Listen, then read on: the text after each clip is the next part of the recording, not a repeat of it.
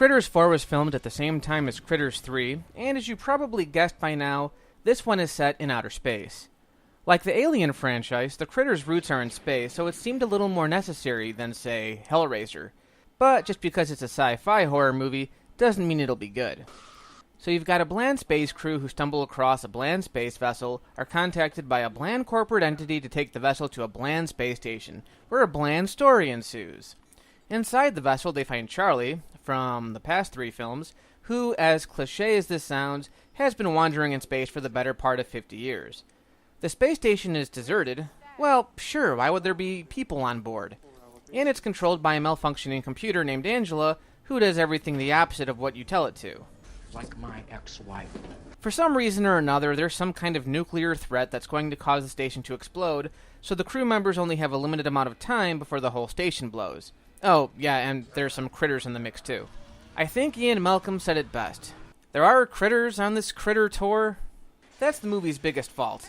There just aren't enough of the critters to validate this is a Critters film. To the actors' credits, they're okay. It's got Angela Bassett and Brad Dourif, so right there, it's got some name talent, but not even they can carry the movie. I wanted to see some critters. Oh, they make appearances every so often, but this wasn't called Critters kinda. This was Critters 4, and we barely got any damn critters. And don't give me any crap about how this had a low budget, so obviously they had to cut back on the critters. Critters 3 was direct-to-video as well, and they managed to throw in a bunch of critters there. I think the problem here was that they spent most of their budget on the futuristic set pieces. I would have rather just had another Earthbound Critters movie and had some actual monsters running around. At least Charlie has a heroic moment at the end. Isn't that a bad sign? The most annoying and pointless character in the entire series has the one standout moment in Critters 4. Of all the Critters films, this one is hands down the worst. I'm giving this a 1.5 bald critters. So, the Critters franchise. For the most part, they're fun little B-movies, but they're nothing special. There's probably a good reason why they stopped at only 4 films. They were all pretty much the same thing.